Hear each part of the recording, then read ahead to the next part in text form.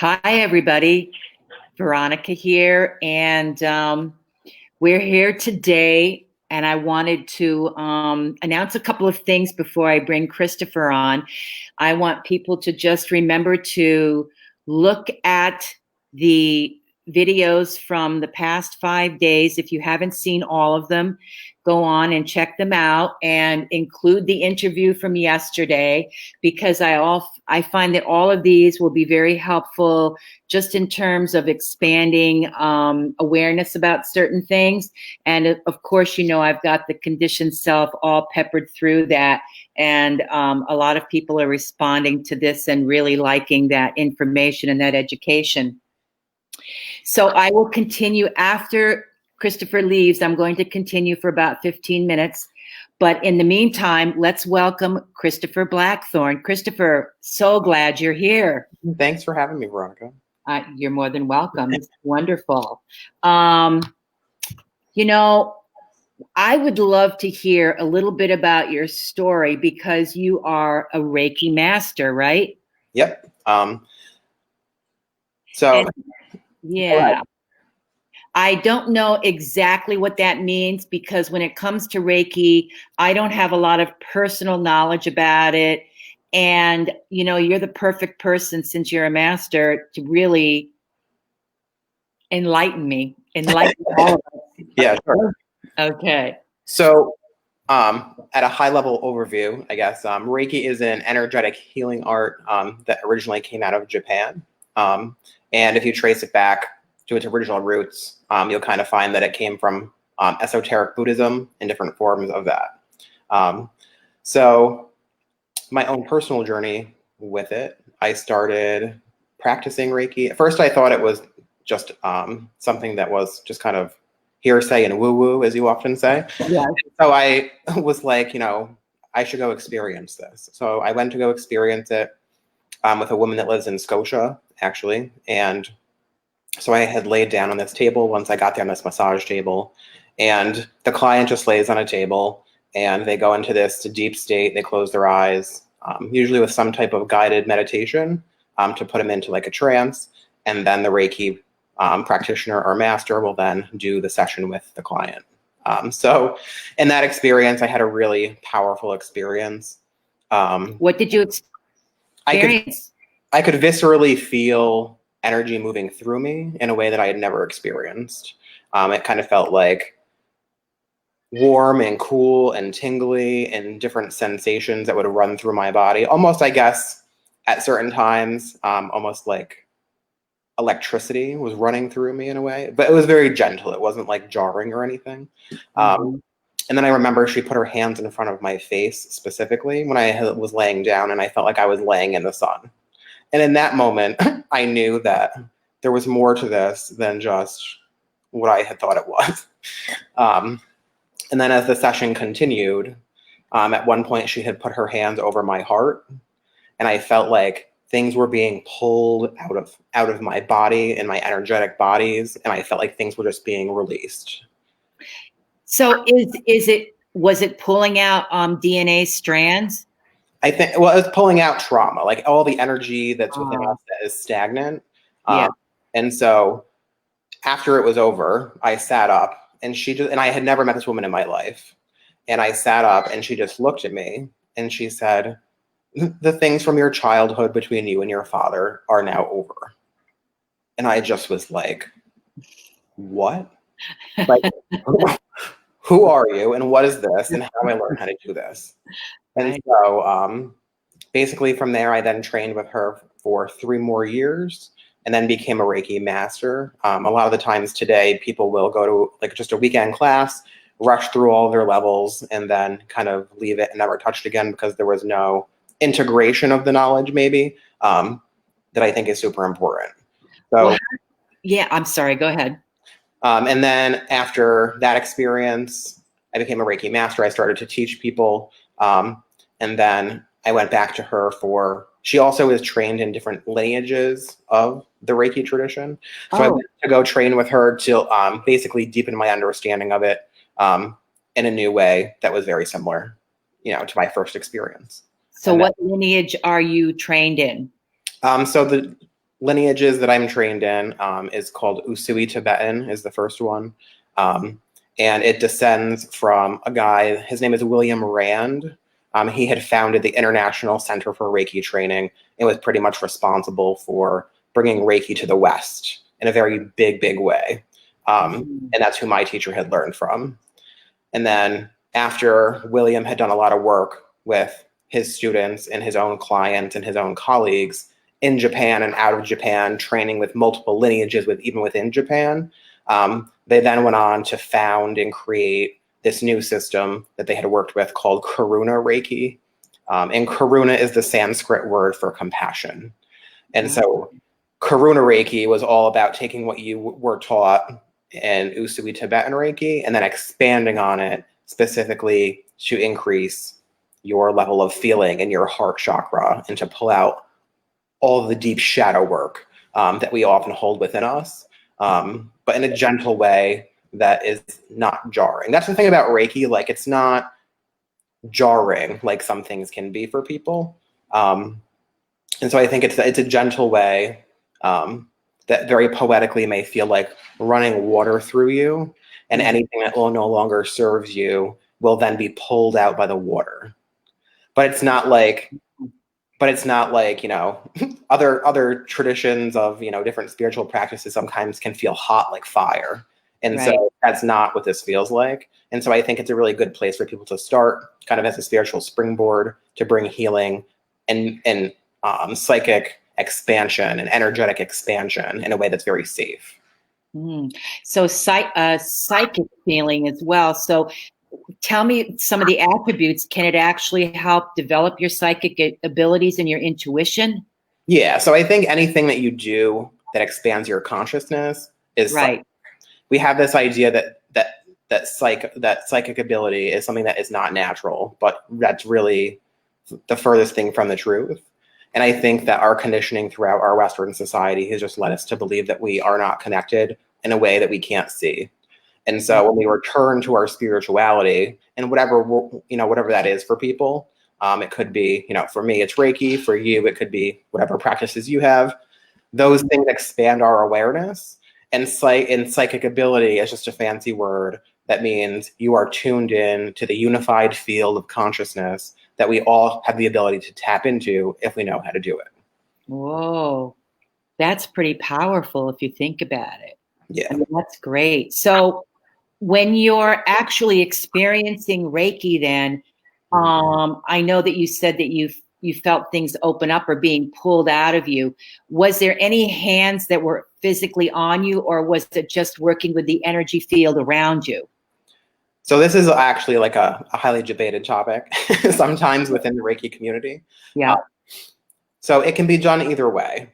I think that both have value. I personally like to work with people where we touch physically because I think that in our society, we often have this thought or thing that we are taught where we aren't allowed to touch people because it's not acceptable sometimes, or people feel very uncomfortable.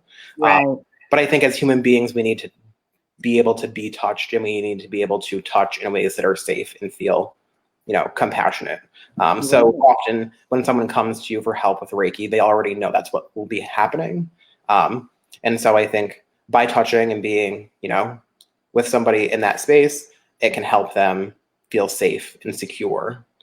But there are times too that, like when I work with people, that it starts as a very physical, hands-on thing. And then as the session continues, I'm usually doing things up and above their body with my hands. It may look very funny to other people, but they all have a purpose. And that at that point, you're then working with their energy bodies and different energy field within them to help things move from that stagnant place. Well, I know when I was healing in the hospital, when I was hospitalized after an event that I had in Germany, one of the nurses there offered to come in and do healing touch with me. And she actually, she touched me like sometimes, and then other times I just felt the presence of something over me and I didn't know what it was. I just allowed myself to experience it. But I know a lot of nurses are trained in healing touch, and I'm just wondering if if it's possible that healing touch is just sort of a, I don't want to say a lighter version of Reiki, but it seems like it is a degree sort of like Reiki, isn't it? Are you familiar with healing touch? Yeah, I think I know a little bit about it. So don't quote me on it, but I can talk. But I can probably tell you the difference between the two. So healing touch, I think, affects specifically more of the aura, right? So it's the part of your body that energetically, it's the energy field that surrounds us. So if you are skilled in working with psychic energies, or just anyone's energy, people that are empathic, like a lot of the people that are in your group, probably already experienced these things, but they just don't understand sometimes what it is they're experiencing, because sometimes it can be too much. But in healing touch, they basically are combing through your aura and paying attention to what they feel, so that they can see if there are places where the energy isn't flowing. So in a lot of Eastern practices, there's this really huge influence, or this really big emphasis on energy that is stuck. And it's believed that when anything becomes stagnant, especially your energetic body systems, when it becomes stuck, the energy can't flow. And so when the energy becomes stuck, and if it stays that way, it can precipitate down into the physical world and become an illness. Wow. And so that's how a lot of these energy things work. It's a vibration that will move into the person, which we call Reiki in this case. And it kind of takes that block and it shakes it up like this. And then eventually it will disperse. I guess it's almost like spiritual ultrasound in a way. Wow. It takes things back up, and then the energy can flow again. And once it flows through the body like it should, then these emotional roots will resolve themselves generally. And then sometimes that will also relieve the illness. And it's not a substitute. It's just a complementary therapy that can work with Western medicine very well. So, go ahead. I'm sorry. So healing touch, I think, basically focuses on the aura, and it's very, it's not initiatory, I guess is what I'm trying to say. Yeah. And so initiation, right, is a big word that we hear in some of these spiritual groups, especially now.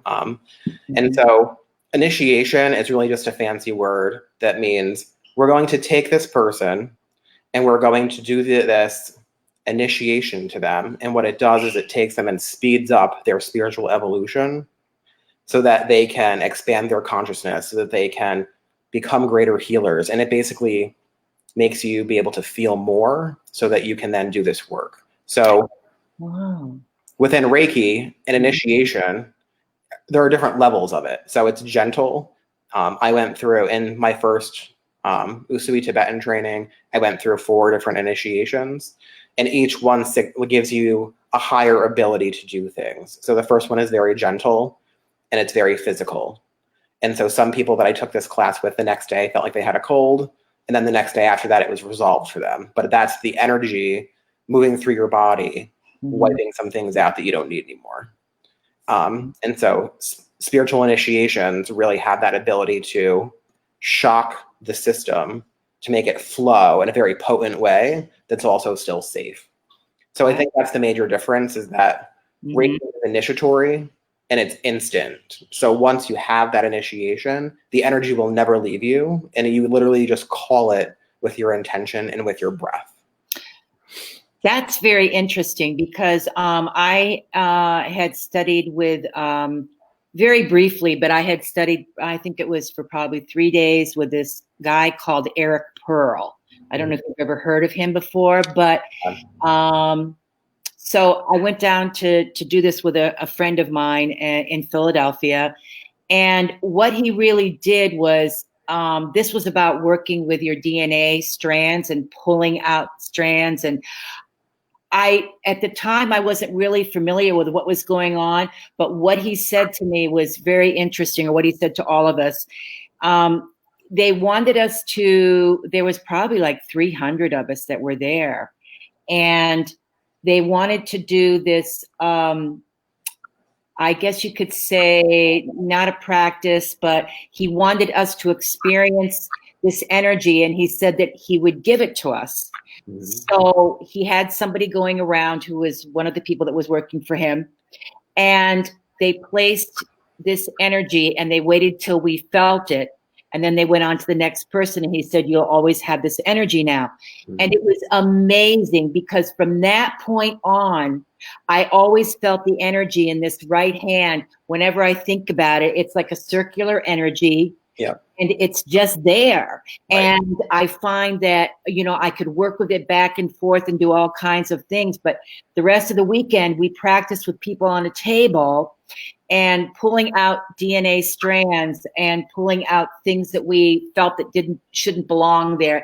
And we would go quite a distance out from the body as we were pulling it out. As long as there was tension on it, that's how long we pulled it for.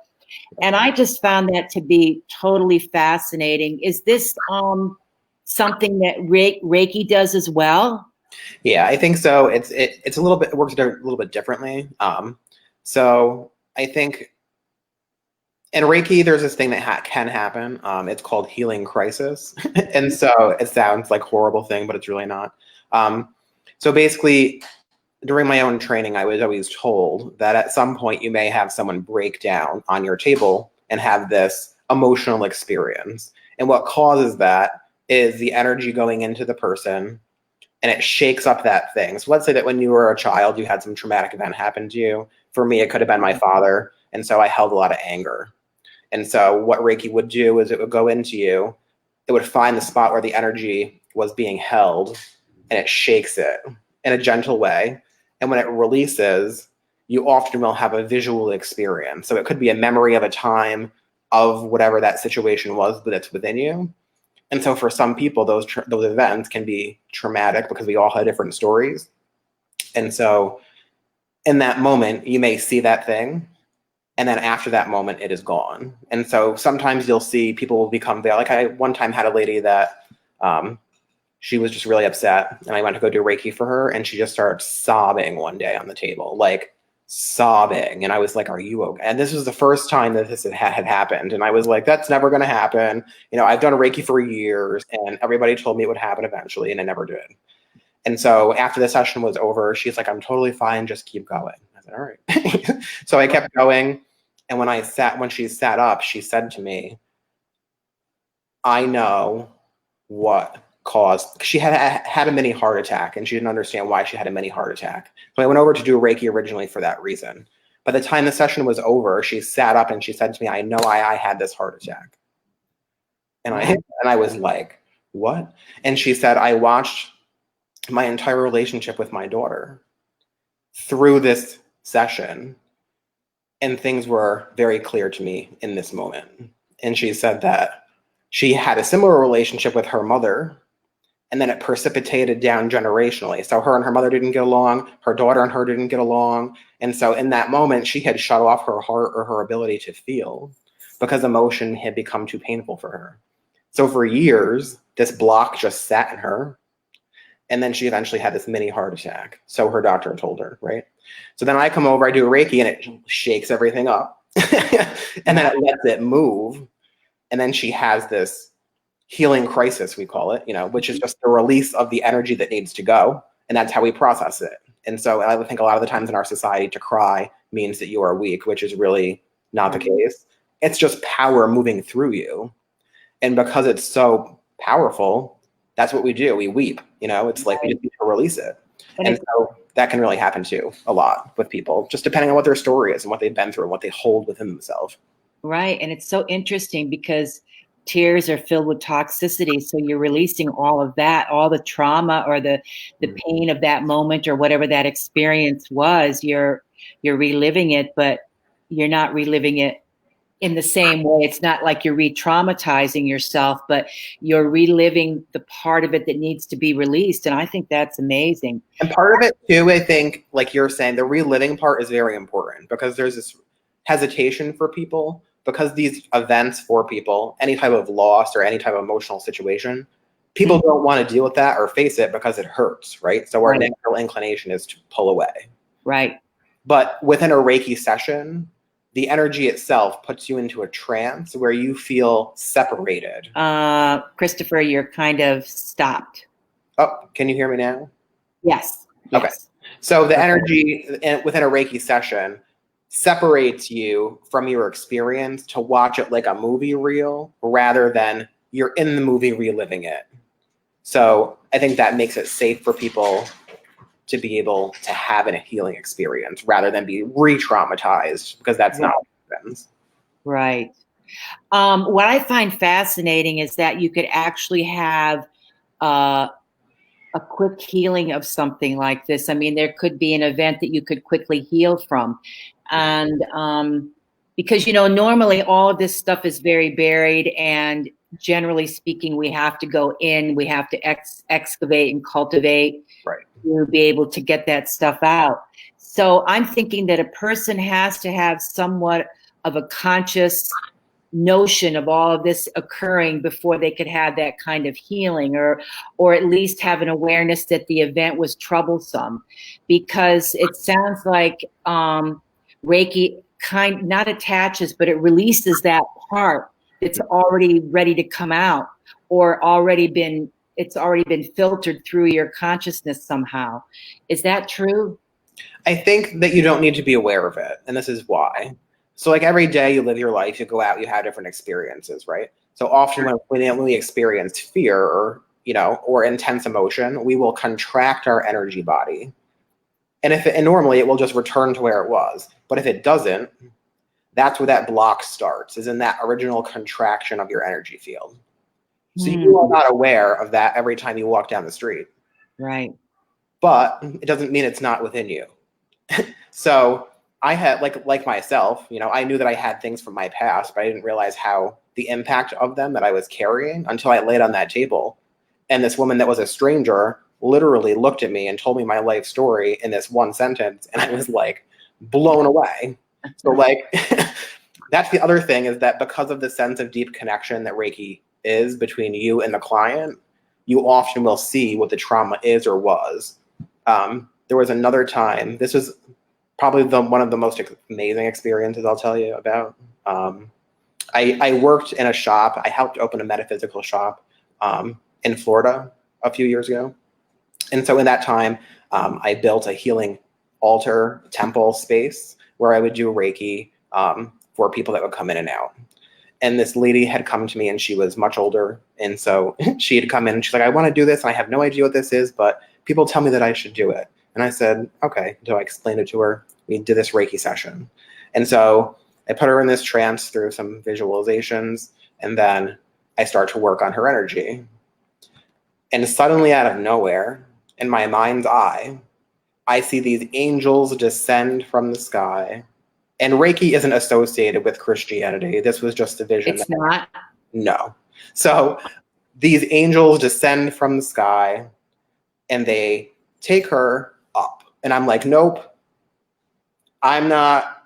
I really hope that this isn't like what's going to happen right now, because I'm not about to pass on my table for what it was. And then, and a lot of people know that you see things when you do this with people.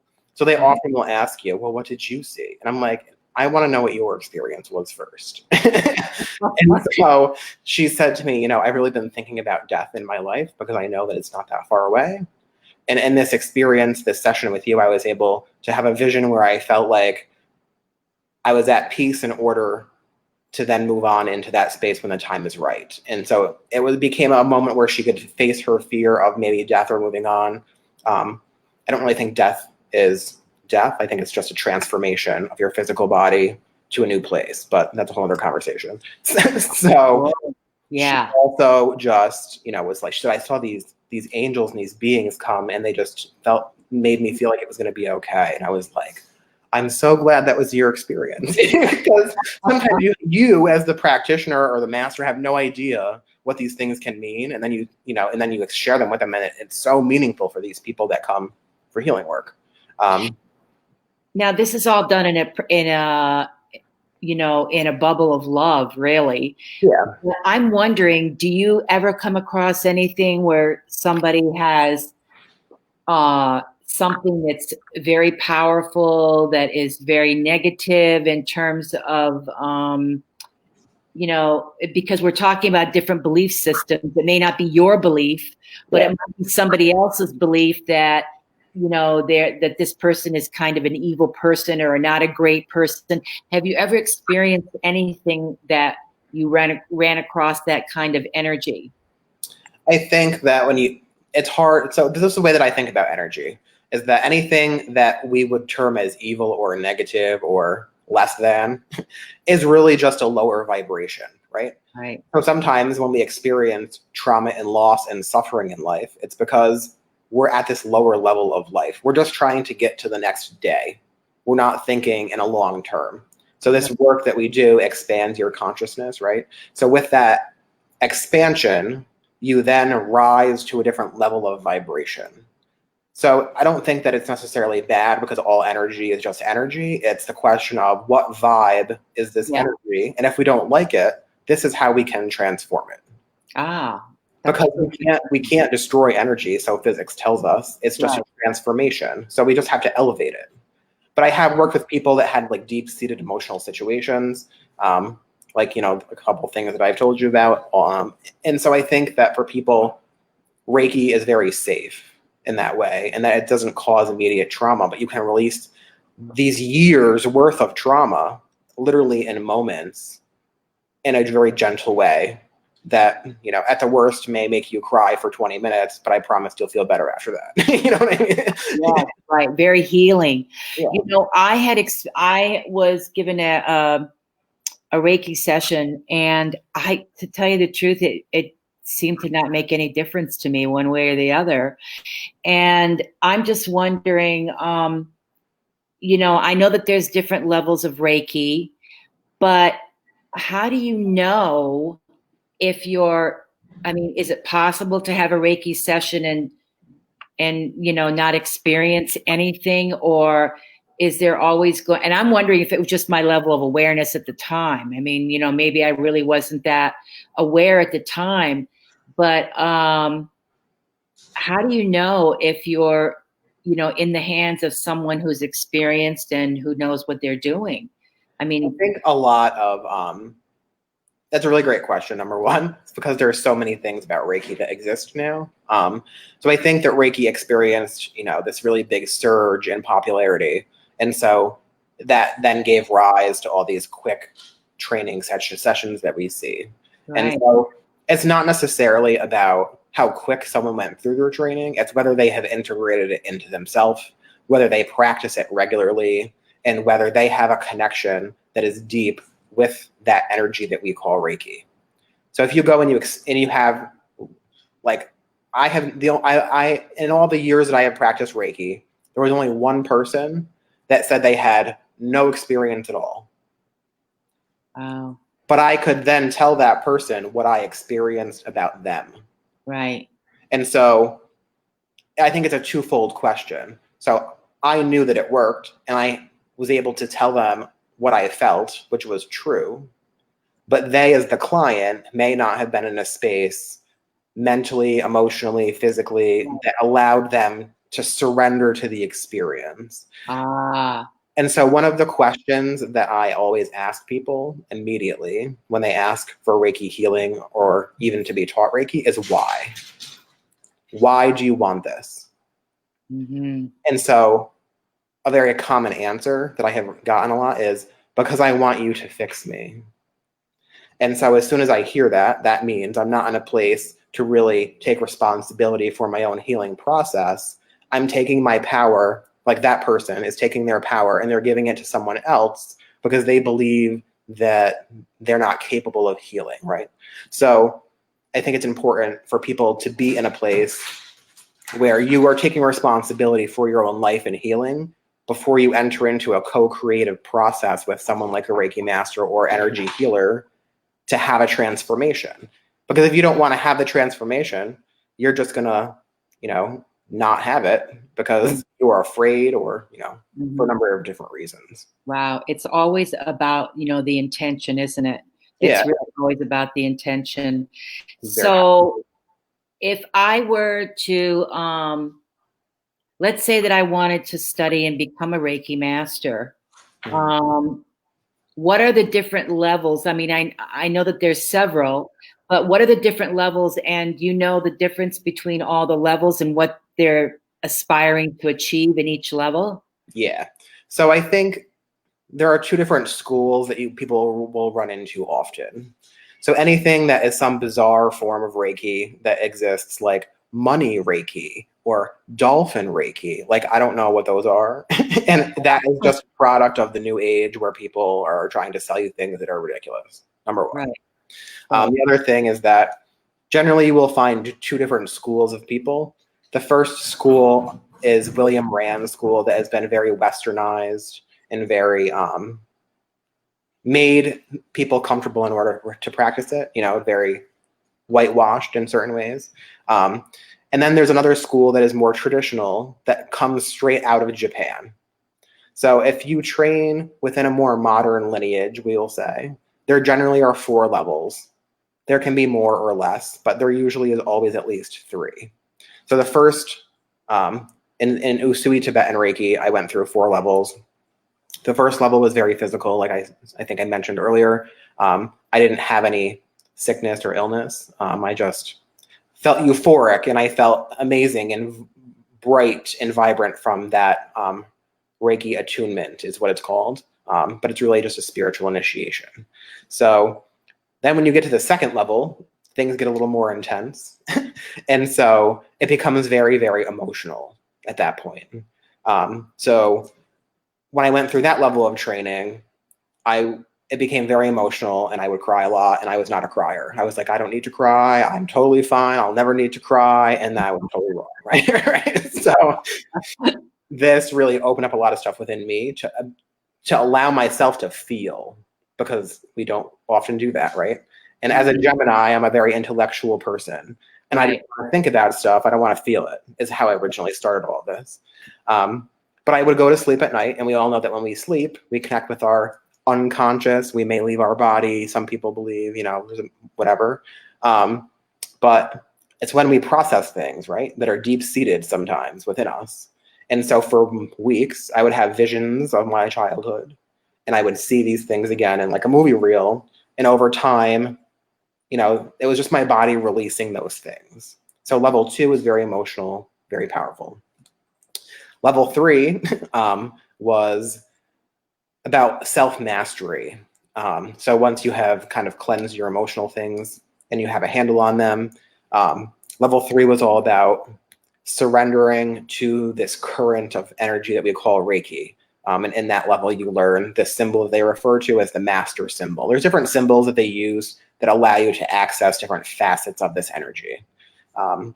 So in that level, you learn spiritual self-mastery, we'll call it, and how to live and breathe a spiritual life, I guess, in a way that is heart-centered, now that you've done all this other work previous to that. And the last level is level 4, and that's where you are taught the rituals of initiation. And people, the word ritual can mean a lot of different things to different people. But basically, we create a sacred space. You sit within that space, and with your hands together.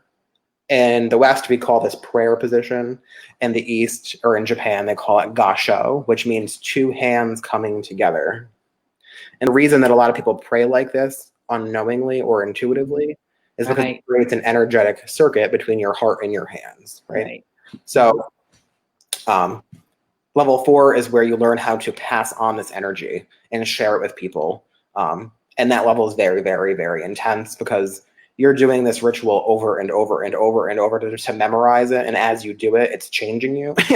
So it's like you literally become so high energetically that, like, I've taught that level many times, and there are a few times where it's like, okay, we need to take a break. We need to come back down to reality for a minute, because you'll just start looking at each other and laughing it and losing it, Right. And so that's like the Western school. You'll often find 4 levels. So in traditional Reiki, there are generally 3 levels that end. They're really the same, I guess, in a lot of respects, in that your training would end at level 3, and that would be it. So different schools have different symbols and different techniques, so the levels can change, but ultimately it kind of is the same, but different tweaks here and there. So if somebody wanted to study at the mastery level that you had done, let's say, for instance, because that's the Japanese derivation of it, right? Well, they're all different. Yeah. And then I studied more of a Western philosophy. I've also studied like the more Eastern traditional. I've just never trained in that traditional style, but I'm aware of kind of what they offer, if that makes sense. So how does somebody go about finding a school or people or a person that could help you become, go through all these levels of being a Reiki practitioner and eventually a master? I think depending on where people live, a really great source is the International Center for Reiki Training, especially in America. That's the center that William Rand runs. And so on his website, there is a whole list of different practitioners by state and by area. And so anybody that's coming off of that list has had to go through specific training in order to be listed on there. So that's a very safe way to go. And that's, what is that called again? The International, I'm going to write that down. Yeah. It's called the International Center. International Center for Reiki Training. And Reiki is spelled Reiki. For Reiki training. Yep. And so that's a recommendation from you that you believe is a very good place to start, yeah. Right? Okay. Yeah. All right. How would you define a spiritual initiation with Reiki? Like what the experience is like, or what it does to you, or all of it? I'm sorry, what'd you say? Like what the experience is like, or what it does to you energetically, or I guess the experience, but I'm wondering what why somebody would consider Reiki an initiation when you start to study it, and why how spirituality is incorporated into it. Is it because you're working with your spiritual energy? Is that the whole? Yeah. So I think that energy really isn't spiritual, right? It's just exists. Right. It's how we all exist. And so we call spiritual energy this thing because we believe it's, higher than us or whatever, but that's not really the reality of the situation. So I think that a spiritual initiation offers someone an ability to speed their own development, right? So it's kind of like this, my first student that I ever taught, she traveled the world and she studied meditation for a very long time. It took her years and years and years to be able to get into a trance to then be still. And when I taught her Reiki, she looked at me and she goes, "Chris, this is totally unfair." And I said, "What do you mean?" She said, "You know how long I've studied meditation for and how long it took me? And in 5 minutes, you did this thing to me that is called a Reiki attunement, and I'm there. Like, it's like instantaneous." So it's an initiation is a way to speed someone's consciousness up, to evolve it. And so in that process, like you often talk about, it's like taking your consciousness and it's blowing it up, right? In a very safe, controlled way that literally just generally will feel like euphoria. And so the only thing that I get, it's not even negative though. It's just that some people may experience crying or emotional release, right? Because that's just part of what we're doing. And so that's really, I think, you can even look through many different other cultures, and even when you look at like the Aztec culture or the Mayans or whoever, they all have their own ways of initiating people spiritually to speed up their development so that they can then, commune with their gods or their deities or whatever their beliefs were at that time. But what's really cool about Reiki is that it can often be approached and experienced in a way that is extremely non-dogmatic. There are no deities. There are no belief systems. Like, I've had people tell me that Reiki wasn't real, and I would respect that. And then I would say, "Did you want to experience it though?" This one woman was like she was a nurse, and she was totally like anti whatever for whatever reason. And I listened to her for 20 minutes talk about how Reiki was just absolutely ludicrous. And she didn't even know that I practiced it. I just was in the right place at the right time. And so I said to her, I said, did you want to experience it though? Or did you just want to believe that it's not real? And so she just looked at me and I said, listen, why don't you sit in this chair and we're going to do this thing. And so we have this thing called a healing attunement that doesn't allow someone to be able to channel it, but it has a similar experience where it shocks their system to create healing. So this is what I did to her. I put her into a trance, did this whole thing. And I said to her, whenever you're ready, you can just open your eyes. And she didn't move for 5 minutes. And I said, what's the matter? She goes, Chris, I've never experienced anything like this in my life. So then a few days later, and she went up, straight up and went to bed. So a few days later, she said, looked at me. I said, so how you feel? She goes, Chris, I can never do that again. I said, why? What happened? She said, let me tell you, I was in the ER because I'm a nurse, and I had no reaction time at all because, I was just so relaxed that I didn't know what to do. I said, so what you're telling me is that you run your life in a place where you are so stressed out that that is your normal way to function. And when that doesn't occur, you don't even know what to do. So I think that you need this more than ever, So I think that sometimes we just adjust and live and don't think about stuff. But all these practices that we call religion or spirituality or whatever you want to call them, they do two things that it can be boiled down to, in my opinion. The first one is that they all make you present in the here and the now. Yeah. And in that moment, nothing else matters. And that's the moment where your mind and consciousness can expand. And so in that moment, you surrender to the heart, right? Because the mind divides because we say that thing couldn't be like me and it's other. And that's where most of us live. But when you take a minute to breathe, right, it then returns your consciousness to a place that is centered, which then leads you to your heart. And the heart will always unite. And so every time that you feel like you're, sharp tongued, where you just can't take it anymore, it's because you're living in that place of mental level. But you just need to drop your consciousness down to your heart. And then suddenly the whole world seems to be in a flow that was always there. Right. And the other thing that all these things do is they return us to love, right? So that's really what's at the core of everything. Right. Surrender, love, and the now. Right. I mean, what I love about this whole process that you're talking about is that ultimately that's what it is love, because you're tuning into heart energy. Mm-hmm. I believe that's what's going on. And it's amazing how the heart can heal. Right.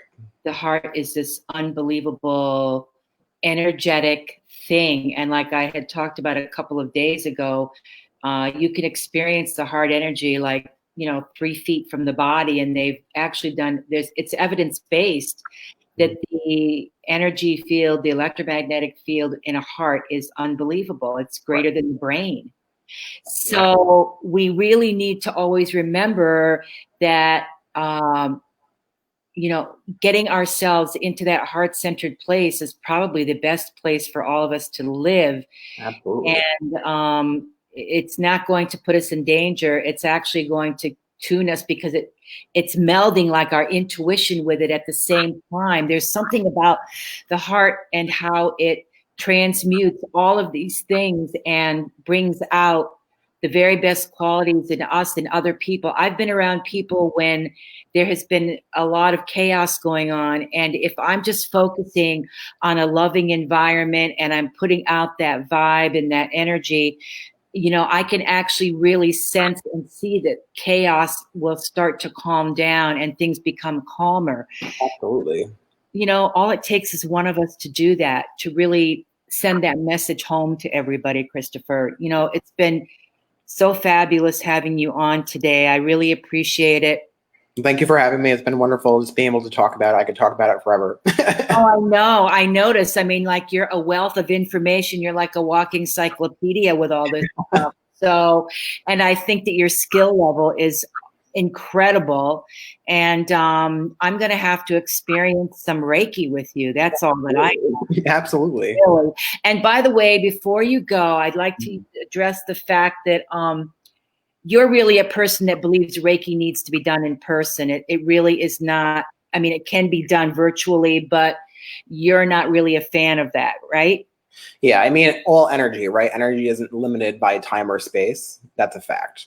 So I've taught people at a distance, but I think there's a disadvantage because it's better when you can do it in person and it can be done palpably and viscerally. Mm-hmm.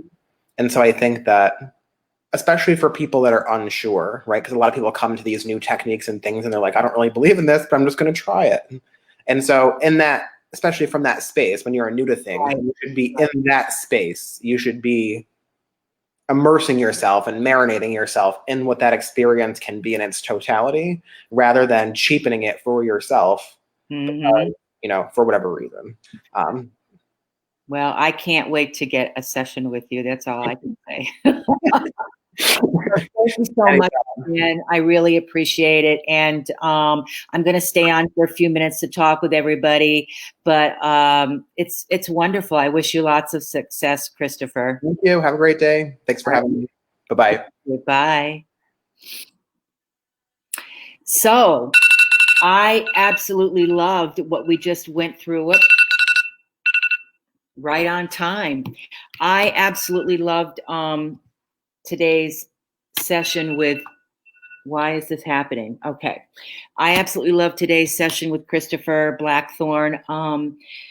He's a master, he's Reiki master, and you could tell by the things that he shared that he has a tremendous amount of knowledge and experience in terms of being able to impart Reiki and being able to make a difference in people's lives. So I learned a lot today, and thank you for that, Christopher. It's incredible. So here we are. I'm growing again. It's like there's growth, there's awareness that's developing and happening, and we never stop. We never stop. I constantly am seeking, I'm curious. So stay curious, that's what you want to do, is stay curious and investigate. And that means investigating yourself too. That means investigating the deeper parts of you.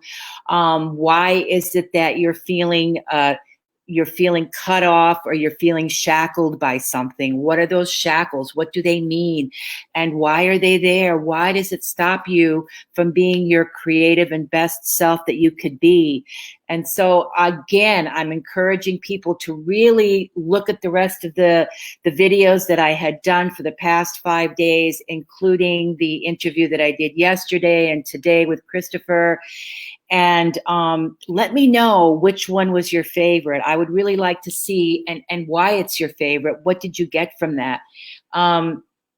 This work of introspection and going in and, being able to utilize some of these energetic techniques and being able to seek them out and integrate them into your life.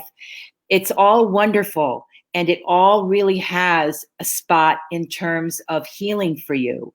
And, the idea is to, with a guide and working with a specific technique, to be able to take you through some of these veils that have shrouded the beautiful parts of you. And I always say that people just you never know what you're going to discover when you take these veils and you gently lift them up and you gently bring some of these things out, because the most incredible parts of you become revealed. And once they're revealed, then, there are all kinds of things that happen. The creative process starts, or you get these intuitive hunches about things, or there is synchronicity that happens with people and situations. And, there's a whole big universe out there that we're not even aware of that has to start from within here. So I want to encourage people also to think about the program that I'm offering, because this is something that's very dear to me, because I know the gifts that can be revealed through this work. I know the expansion that occurs from bringing the unconscious conscious. And I know that there are greater gifts than what even I can really see, because I'm actually in a guiding process with you and helping you to discover the greatest parts of yourself.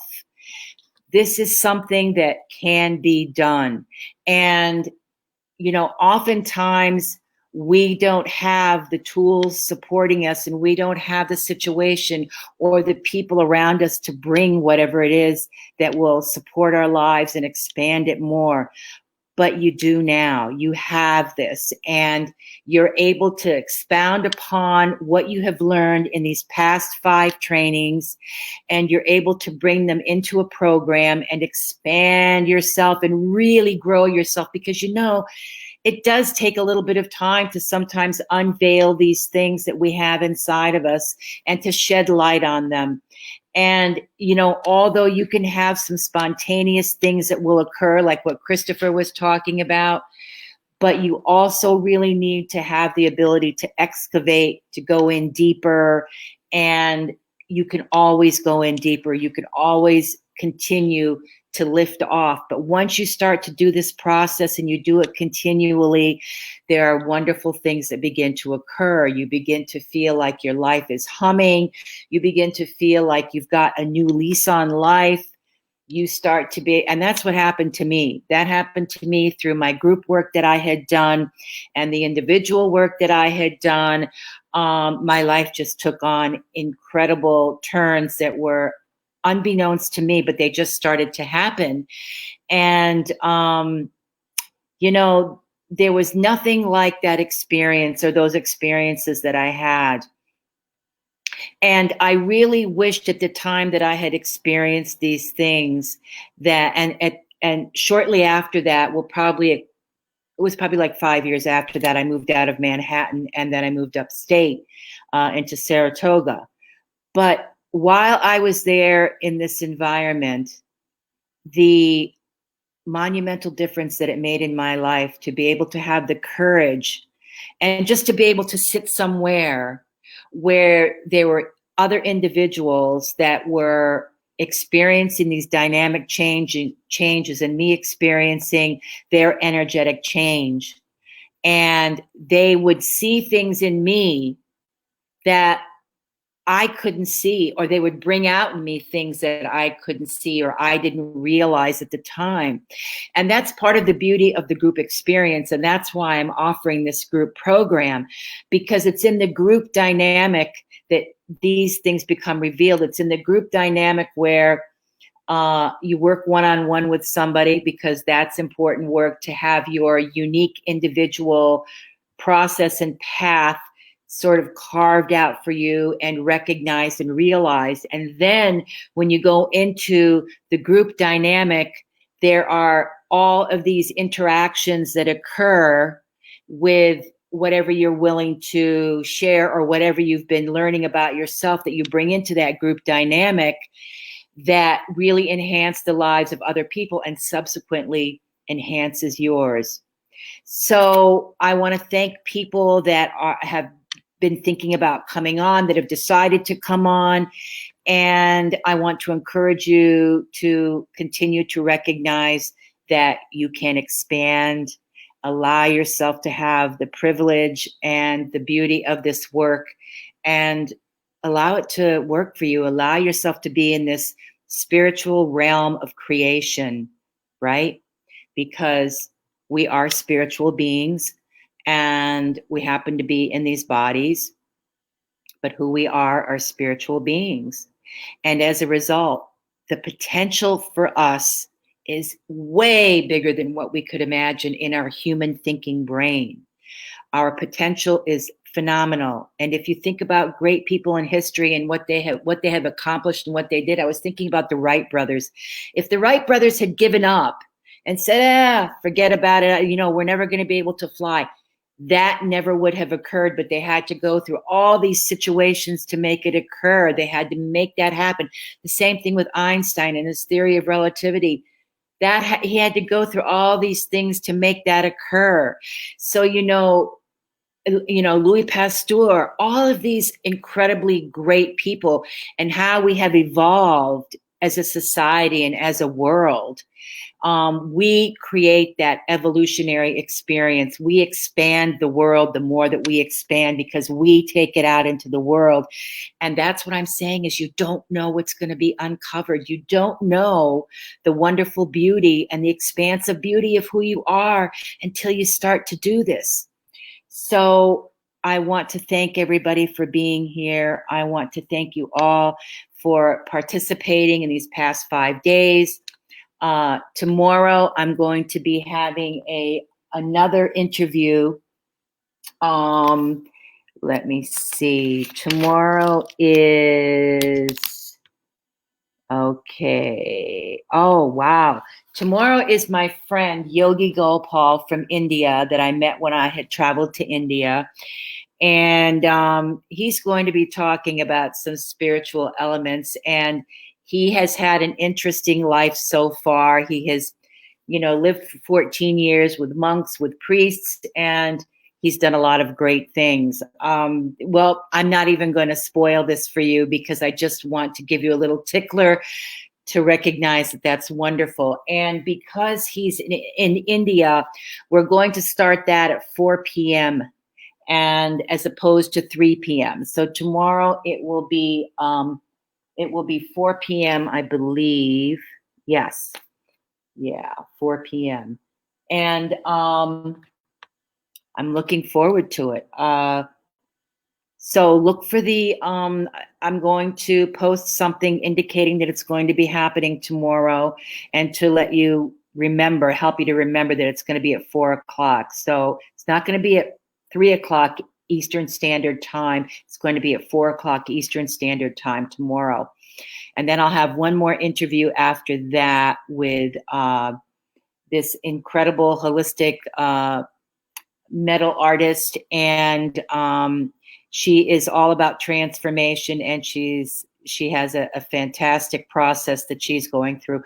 So stay tuned. We will speak again. I'll see you tomorrow. Have a beautiful rest of your day, the rest of the weekend, and I look forward to seeing you tomorrow. And if you feel like you want to talk to me, you can DM me, or you can schedule a phone call and we can speak. All right. Thank you. Bye-bye now.